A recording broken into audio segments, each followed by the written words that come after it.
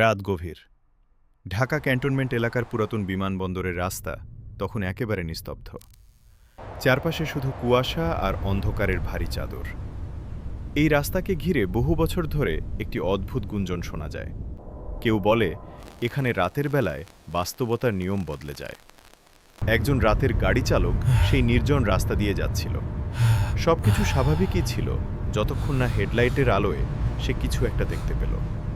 রাস্তার মাঝখানে দাঁড়িয়ে আছে একটি ছায়ামূর্তি, মানুষের মতো কিন্তু পুরোপুরি নয়, যেন আলো তার অস্তিত্বকে স্পষ্ট করতে পারছে না।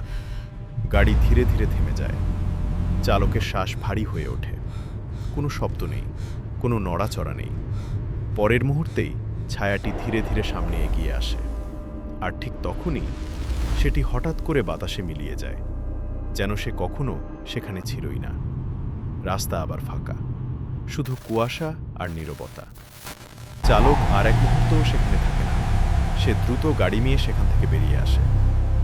পরে জানা যায় এই জায়গাটি একসময় পুরনো বিমানবন্দর ছিল, যেখানে বহু অজানা ঘটনা আর দুর্ঘটনার গল্প আজও মানুষের মুখে মুখে ঘুরে বেড়ায়। আজও অনেকেই দাবি করে ঢাকা ক্যান্টনমেন্টের ওই পুরনো রাস্তা দিয়ে গেলে হঠাৎ করে একটি ছায়া দেখা যায়, আর তারপরই সবকিছু নিঃশব্দ হয়ে যায়।